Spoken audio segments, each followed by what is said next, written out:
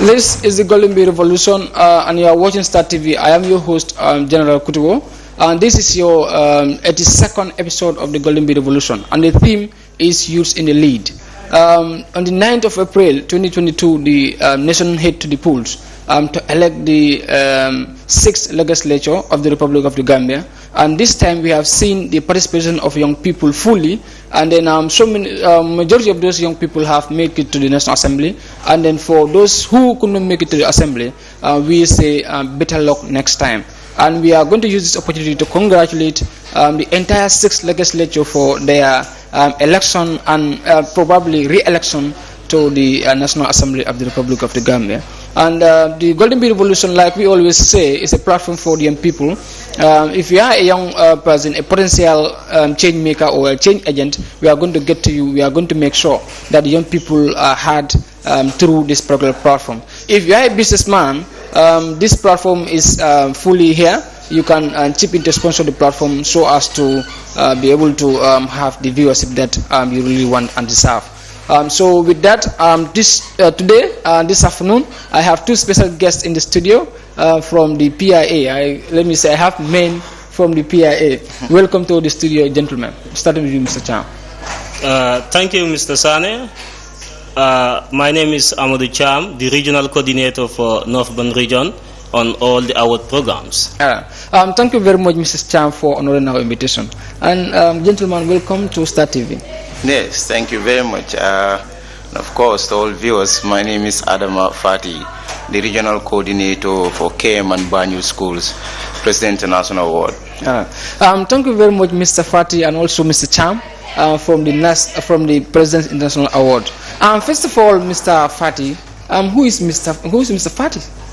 The viewers would like to know who is speaking. Okay, Mr. Fati, like I said earlier, other than being the regional coordinator of the award program, I am also a youth activist, a state registered nurse, and I've been also contributing towards national development by mentoring a lot of other young people. And I've done this in the areas of health, and I've done this in the areas of youth work and other sectors. Basically, Adam Fati is an activist, leadership-minded, and of course, dedicated my entire life towards development. That is quite inspiring, Mr. Fati. And then moving with you, Mr. Jam, what would ask, where were you born, and some, educational background? Thank you, Mr. Sane. Amadou Cham was born and raised in Cham and Nyanija in Central River region. Of course, my highest education achievement is bachelor's degree in development studies in the field of arts and sciences. Amadou, professionally, I've been trained as a teacher, and I've been teaching quite for a decade. And then after which now I have shifted to join the youth work or the youth activities together with my colleague here, Adam Fati. He's my boss, and then I joined them this year in the President's International Award, and then I'm appointed as the regional coordinator for all the award programs in the North Bank region. All right. Do we say you have not shifted, but you ran away from the teaching field? Because normally we'll have teachers, in fact we call them rats, run away teachers. Do we say you run away from the teaching field, or you shift? Which one is best here? You may take it anyhow, but to me, I think I shift because my services are needed. I have been serving in one sector, that's the education sector, and now I feel it is high time I also shift to another sector and serve those people, those young people there. They might need my capacities, they might need my abilities, and my interaction with them can also contribute in one way or the other to the development of this nation. Okay, well, first of all, why were you in the teaching field? What inspired your journey into becoming a teacher? In the teaching field, like when I completed my senior secondary school education, quite a lot of my former teachers, because I always become a friend to my teachers, as I was among those outstanding students. They encourage me. They say, Amadou, you don't need to waste time. You don't need to be choosing jobs, and you don't need to be very selective in the type of course that you are going to study. whatever you study will pay dividend. So the best for you at this time, as somebody from a very poor background, you need to go to the Gambia College, where education is free. In fact, in those days, like at the college, they give us stipends. So I go there at that time from a poor background. My family cannot sponsor me to go and for other educational other courses that may involve a lot of payment. So I deem it necessary that the Gambia College is the best way, and I was advised by my former teachers. Thank you very much. That was very clear. Yeah. And I think from that story, I think the stories has always been the same. With most of the people, if asked why you become a teacher, it's usually the same or almost the same story. And you said where Gambia College was free, it's free. Yes. Well, now I will say where the Gambia College used to be free, because now you understand that there is stipend. So thank you very much, Mr. Cham, for that. And I'm going to move with you, Mr. Fati. You are the regional coordinator for PIA at West Coast and also KM. But first of all, what is PIA? How do you explain this? Okay, it's actually KM and Banjul, we call it Region 1 collectively. So to understand the award program is to understand the people that came up with the program. The award program is a program that is designed to challenge young people through self-challenging activities. These activities were modeled by a man called Scott Horn, who is an educationalist, who is known for his philosophy called the 6 Declines of Modern Youth. The program all started in the UK by the late Prince Philip, that is the husband to Queen Elizabeth II. He started the program, that was in 1956. So the program basically started as a result of Prince Philip's need to contribute to what he thought was going to, change the lives of young people. But he could not do this alone, of course, as many other programs and associations, organizations like the Red Cross or the Red Crescent, the Boy Scout, all these organizations came before the award program. But you realize after the World War II, there was a mass destruction. There was a destruction in every sector as far as the globe was concerned. After this, young people were left jobless. Some were raping, some were engaged, especially the boys. They were engaged in a lot of activities that were criminal in nature, of course, and most of them were only boys. So the need to, in conscious of this, Prince Philip came up with the idea, how can we engage them? And in this idea, he also called his former headmaster, which is Scott Horn, who contributed in designing the pillars of the award program, what hopefully subsequently we would rename as the sections, the mandatory sections of the award program. He also included another man who is well known for his adventure, John Hunt, who has been accredited by history as the individual who successfully led a group of people to successfully climb Mountain Everest. This was something that history remembered him for. So having someone who led the Mountain Everest successfully, and an individual, an educational who is well known for studying only young people specifically, combining these two caliber of men gave rise to a program called the Duke of Edinburgh's International Program, proudly called in the Gambia as the President's International Award. It was basically for only boys, because boys were eventually the ones who were causing most of the trouble. But when the boys engaged in this activity and they realized there are a lot of changes that these young people have gone through, so they started also inviting the girls.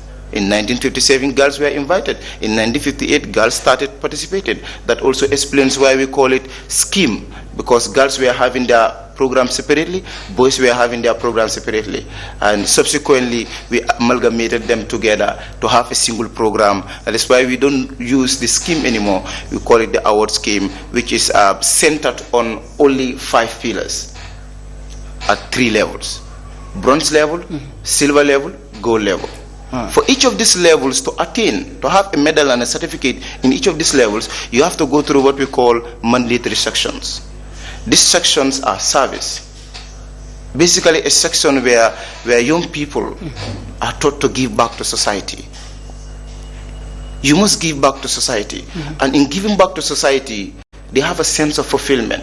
They have a sense of contributing to their own community. In Greek philosophers' attempt to explain how it is important for one to change themselves, I would paraphrase this. He said, he had considered one brave, he who has conquered his own desires, than he who had conquered his enemies. For the greatest challenge is conquering your own desires. The greatest change has to come from you.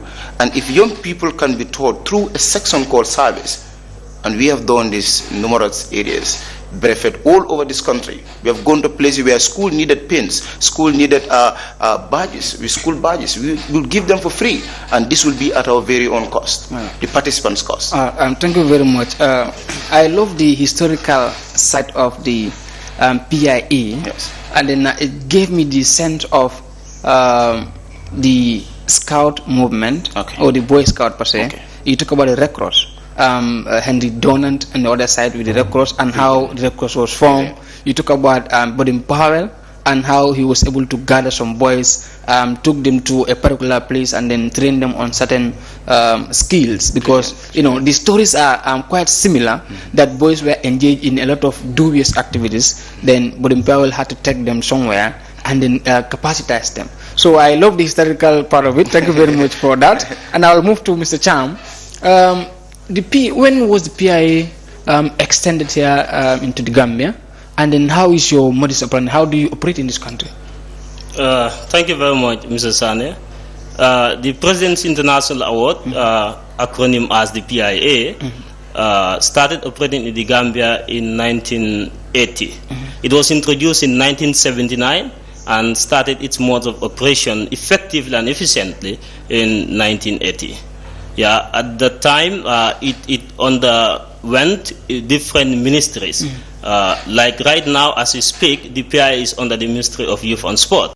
But in those days, the PIA was also under the Ministry of Interior and External Affairs at one time.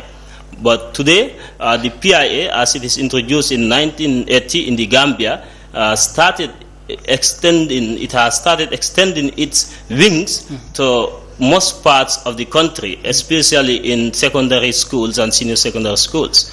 Like at the starting, PI was only operating within the zone of the combo zone, dealing with only some community-based awards. That is where you have young people in the community, and then gather them together and engage them in the award activities, and also in schools where we operated like clubs in schools, and then students are at liberty to join the award program. But in our own terminologies, we don't call the students as students, but we call them as participants. Yeah, as participants. So today, the PIA has extended its wings to all the regions. And we have regional coordinators in every region, and in every region we have at least more than 10 schools where the award program is operating. Then the little research that I've done with regards to the PIA, it says it is a balanced progressive program for young people between the age of 14 to 25 to help them reach their hidden potentials through mandatory sectors. All right. So how are you able to achieve this among the Gambian youth? Very good. Like as you said, our target is young people between the ages of 14 to 25. Why do we target? One may want to ask, why do we target that specific age group? Because that is a very critical stage of the young people. This is the time when they are transforming. They are transforming their lives, moving from adolescence to adulthood, where they have to take up challenges, where they have to take up responsibility. So these young people, being the cream of our society, being the most important sector. If you look at like Adam Smith, one philosopher wrote in his Wealth of Nations, he said, the most important resource is the human resource. But I will say, in that human resource, there is a particular sector that is the young people, the youth are the most important people. That is what I will say. Because they need to be given that foundation, They need to be guided, they need to be molded, they need to be shaped. And this is what PIA does. PIA, what we do is to mold the young people to be productive citizens tomorrow. In the different activities mentioned by Mr. Fati, that is the mandatory sections. Okay. Example, like in the expedition, we call it the adventurous journey. We engage the young people, we test their perseverance, how much they can persevere by trekking kilometers. They trek kilometers. Like at bronze level, they trek about 24 kilometers. At silver level, they trek about 48 kilometers. And at gold level, we test them to trek at 80 kilometers. Why do we do that? To test the young people, because when they are young, they are full of energy. They think that yes, they can do everything in this world. They can even bring the sky down. So we test them and see how much they can persevere, how much patience they can take. Once they are tested in that and they are molded in that, no matter how things get tough, they will never quit. Yes, as the common adage says, winners are never quitters. But quitters are never winners too. So that's why we test them through those. That is it. Thank you very much, Mr. Fati, Mr. Chan, for that. Moving on with you, Mr. Fati. Now, when you look at your targeted area or targeted age, we already spoke about it. That is 14 to 25. Now, connecting the historical background that you have given with regards to how it emerged, how the award scheme emerged. Now, why is age 14 to 25 specifically targeted here? Connecting, your historical background to what you have already said. I know you have talked about it, but what is going to be your own reaction to that? If you're very mindful, when I was talking about the history and how it came about, you realize I mentioned one thing. I said the program itself, when after the World War, before this man came up with the idea, who were those that were causing most of the trouble? Yeah, it's young people. Yes, young people. Now, we are considering, of course, anyone below the age of 14 would not necessarily make decisions for themselves. These are people that you can take care of. They are people that you can control. But from 14 to 24, on their 25th birthday, we give them their award. From 14 to 24, you realize that this is where young people have that energy. This is where you make decisions. This is where you shape your life to who you want to be. At the age of 25, most of us are married. We already have a job. We know what to do. But even in the country, in fact, globally, between the age of 14 and 24, you'll see this critical age where young people are able to make decisions about who they want to be, where they want to be. So targeting that age bracket is as a matter of fact necessary to the program's fulfillment. You talk about the bronze, you talk about the silver and the gold. And the gold. Yes. Can you explain this to the viewers, to us, to understand what are you talking about here? Brilliant. So like I said earlier, we have sections. Each of these sections, you have levels. For an awardee, we call them awardee or participants, for a participant to completely have a go-through of the award program, you must complete a particular level. And you will realize that those at the age of 14, they can start with bronze. Bronze is a level of the award program. Just to communicate that to a layman who may not understand the award program, is just like the primary school, the junior school, and the senior school. So consider primary school as the bronze, which is age 14. If you have 14, you can just start that program. If you're at 15, you are a little bit older. You may not start with bronze, but you can go straight to the junior school. That will be the silver level. If you go to the gold level, if you're at 16 or above, you go directly to the gold level. You realize that these are the levels that every participant must go through. And to go through these levels, you must have to complete the sections. These sections are service, physical recreation. The service I already spoke about that. Physical recreation is an area of sport where young people will actually train. Mr. Cham talk about it, kilometers. Okay, no, that is an expedition. Okay. Yes. So we have a physical recreation. Physical recreation is an area of sport where young people would be interested in, and we send them there. They have coaches, they have mentors in that area for several months. In bronze, for instance, you do that for 3 months. In silver, you do it for 6 months. In gold, you do it for 12 months. Okay. You have another section called the adventurous journey or the expedition. Mr. Cham already spoke about that. At bronze level, you have 2 days. You have a 2 days camp. At silver level, you have a 3 days camp. At gold level, you have a 4 days camp. Okay. All right. So very well. Then, if I should understand this very well, yes, and then bring it down to our contemporary Gambian language. Okay. So this should be a certificate, diploma, certificate, and advanced sort of. Yes, sort of. I would agree with the term. Thank you very much. Thank you. All right. Yeah. So, Mr. Cham, you said PIA believes that they can unleash the hidden potential of the young people. Now, what are some of the areas that you are normally focused? What do you offer when you have participants? What do you give them? What are some of the areas? Thank you very much. Participants, like these participants are young people. And then young people, if they are not engaged, they will find an alternative to engage themselves. Yeah. And in the event they are allowed to engage themselves, that could be negative or positive. Could be negative, or it could be positive. But many times, to achieve a positive engagement, young people need somebody outside there to guide them. So PIA, we engage the young people in lucrative activities. Like the activities in our 4 mandatory sections. In this, when we have PIA camps, we do engage them even in first aid training. We give them some first aid training so that wherever they are, they have this skill in them, that they can offer to the society. And also we engage them in public speaking so that they can build that confidence in them at that young age. When they grow big, they will not have fear in trying to express their opinions outside there. But not only that, but also PIA, we have a section called skills and interests. In the skills and interests is where we engage the most, and it's very important because we feel that for the development of this country, we need to go to that vocational training, TVS. Very important.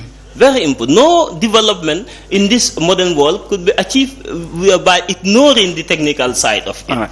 Now, Mr. Cham, I think I'm not satisfied with the answer. Yeah. So, but let me drag you back. Yeah. You said you make a quotation from Adam Smith. Yes. That human resource is the best resource. Yeah. All right. And after that, you said that the young people are the best. They are the cream of any nation. Exactly. All right. Now, if you look at the Gambia, as specifically, we have a gap of human resource because you have so many young people who are undercapacitized.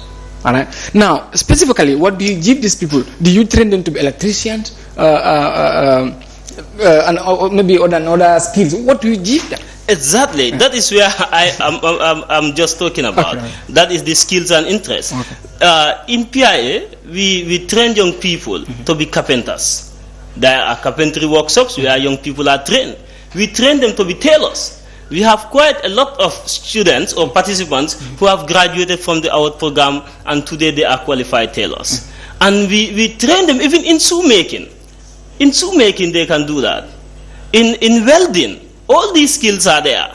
But also in our AWARD activities, we also in fact give them some professional trainings. There are some young people who have passed through PIA, and today they are professional nurses and contributing to the health sector effectively. Okay. All this is done in PIA. PIA is a holistic approach of the young person. We did not specify in one aspect like only skills, but it's a holistic approach of the young person, molding him to be productive. Now, in a minute, where is PIA, and how does anyone get to know about them?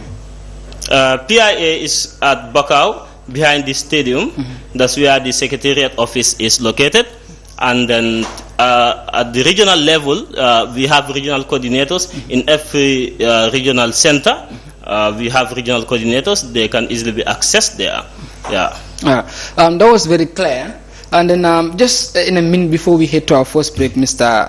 Fati, yes. You are the coordinator for KM and West Coast, and I think they are joined in Region 1, if I'm right. Yes. All right. So what are some of your TOR, your term of reference? What are you responsible for with regards to how you represent PIE in this region?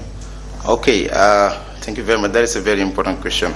So my responsibility specifically as a coordinator, maybe our own technical terms, we can call ourselves adult award leaders or award mentors. What we do basically is to provide the platform, is to motivate them to do what they want to do. We provide career guidance and counseling for them. Like you said, like you asked my colleague here, Mr. Cham, think of a skill in this world, and if it's available in this country, PIA gives you the platform. Wherever you want to go. Those who want to be doctors and nurses, on their skills and interests, we send them to various health centers and general hospitals. In fact, I would dare stand and say, in the general hospital, the biggest general hospital, that was Edward Francis Small and Carnifing, even at Buyam, we have participants all over these health centers, hospitals. If you go to places like, again, Bansang, we still have participants there. People who started in the AWOD program with no background of even science. But eventually, they have to go and study science. You motivate them, you give them, if they want to become nurses, you ensure they have a mentor from that sector. We create a platform. My responsibility is to be an AWOD ambassador, to ensure the pillars of the program are what I use to influence young people to do what they want. That is the challenge. That is what you use to mold them. But basically, the change comes from themselves. That is why I said earlier, it's a challenge for young people. They challenge themselves. We are merely catalysts of the process. Or coaches. Yes, coaches, if you may. Mentors, huh? Yes. Thank you very much, Mr. Fati and Mr. Cham. With that, we'll head to our first break. But when we return, we are going to talk about the award ceremony, because we know there is a big annual award ceremony that is forthcoming, and we are going to talk about that award ceremony. So this is the Golden Bee Revolution, and then with me today I have men from the PIA.